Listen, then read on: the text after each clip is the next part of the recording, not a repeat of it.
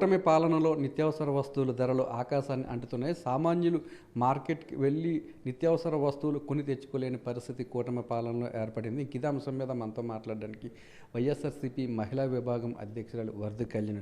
Madam, ఎన్నికలకు ముందు నిత్యావసర వస్తువులు ధరలు తగ్గిస్తామని హామీ ఇచ్చారు. కానీ ఇప్పుడు చూస్తే మాత్రం నిత్యావసర వస్తువుల ధరలన్నీ కూడా ఆకాశాన్ని అంటుతున్నాయి. ఈ ధరల పెరుగుదల ఏ విధంగా చూడవచ్చు అంటారు? కూటమి ప్రభుత్వం ఇచ్చిన మాటని ఎలా తప్పింది అనుకుంటున్నారు?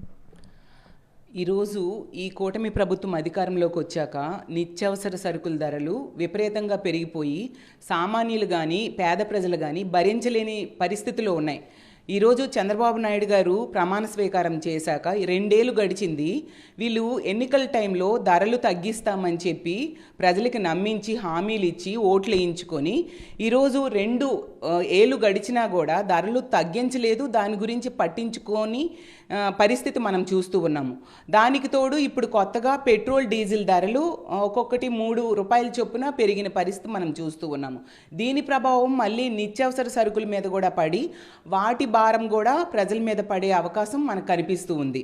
ఈరోజు తీసుకుంటే కూరగాయలు అవ్వచ్చు, నిత్యావసర సరుకులు అవ్వచ్చు, పప్పులు, బియ్యము, నూనె అన్ని ధరలు కూడా విపరీతంగా పెరిగిపోయి ఇంచుమించు 2024 కంటే 100 నుంచి 200% పెరిగాయి నిత్యావసర సరుకుల ధరలు. ఎన్నికల టైంలో లోకేష్ గారు పాదయాత్రలో చెప్పారు, చంద్రబాబు నాయుడు గారు ప్రచారంలో కూడా ప్రతిసారి కూడా పదే చెప్తూ ఉన్నారు, నిత్యావసర సరుకుల ధరలు తగ్గిస్తాము, పెట్రోల్ డీజిల్ ధరలు తగ్గిస్తామని. లోకేష్ గారు అయితే సెల్ఫీలు దిగి పెట్రోల్ బంకుల దగ్గరికి వెళ్ళి సెల్ఫీలు దిగి మరీ చెప్పారు, మేము అధికారంలోకి వచ్చాక మమ్మల్ని గెలిపించండి, మేము అధికారంలోకి వచ్చాక వీటి ధరలు తగ్గిస్తాము అని చెప్పేసి. మరి మీరు మర్చిపోయారేమో కానీ గూగుల్ మర్చిపోదు కదా. ఈరోజు గూగుల్ గుర్తు చేస్తూ ఉంది, మీరు తగ్గిస్తామన్నారు తగ్గించండి అని. తగ్గించలేదు సరికదా, ఉన్న ధరల్ని మరింత పెంచేసిన పరిస్థితి మనం చూస్తూ ఉన్నాము. వీళ్ళు అధికారంలోకి వచ్చాక, ఈ కూటమి ప్రభుత్వం అధికారంలోకి వచ్చాక ఒకవైపు మేనిఫెస్టోలో ఇచ్చిన హామీలు ఏ ఒక్కటి నెరవేర్చలేదు, రెండోది పన్నుల భారం పెంచేస్తూ ఉన్నారు. ఇంకోవైపు ఈ ధరలే కాకుండా మిగతా ధరలు తీసుకుంటే 17,000 కోట్ల విద్యుత్ ఛార్జీల భారము ప్రజల మీద ఈరోజు మోపిన పరిస్థితి మనం చూస్తూ ఉన్నాము. 50% రిజిస్ట్రేషన్ ఛార్జీల భారం మోపిన పరిస్థితి మనం చూస్తూ ఉన్నాము. ఉచిత ఇసుక అని చెప్పి ఈరోజు డబల్ రేట్ చేసేసారు ఇసుకని. అలాగే పాల ధరలను కూడా పెంచేసిన పరిస్థితి మనం చూస్తూ ఉన్నాము. అన్ని రకాలుగా ఈ కూటమి ప్రభుత్వం అధికారంలోకి వచ్చాక సామాన్యుల మీద భారం పెరిగిన పరిస్థితి, ధరలు పెరిగిపోయిన పరిస్థితి మనం చూస్తూ ఉన్నాము. నిత్యావసర సరుకులు అయితే ఎంత దారుణం అంటే ఈరోజు సామాన్యుడు కూరగాయలు కొని వంట చేసుకోలేని పరిస్థితిలో ఉన్నారు. అసలు చెప్పాలంటే టొమాటో ధరలు, బంగాళదుంపల ధరలు, పప్పుల ధరలు, ఆయిల్ ధరలు, బియ్యం ధరలు, కూరగాయల ధరలు, అన్ని ధరలు కూడా ఈరోజు విపరీతంగా పెరిగిపోవడంతో ఈరోజు సామాన్యులు లబోదిబోం అంటూ ఉండే పరిస్థితి.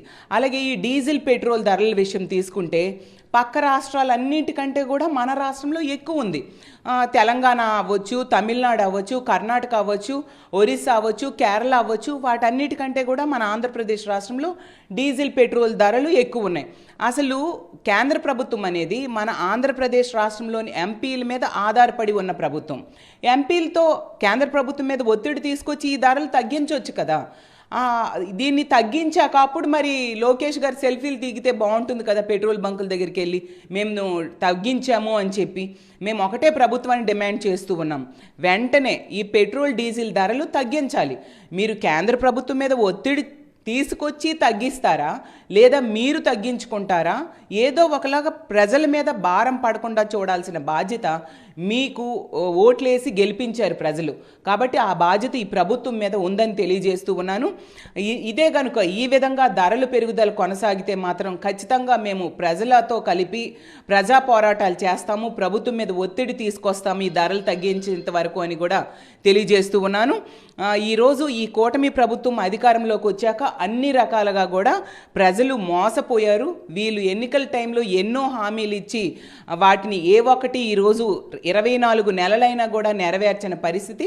ఇంకోవైపు ఈ నిత్యావసర సరుకుల ధరలు, డీజిల్ పెట్రోల్ ధరలు కూడా పెరిగిపోయిన పరిస్థితి. ఎప్పటికైనా ప్రభుత్వం బుద్ధి తెచ్చుకొని ప్రజలకి ఇచ్చిన హామీలు నెరవేర్చాలి, పెరిగిన ధరలను తగ్గించాలని కోరుకుంటున్నాను.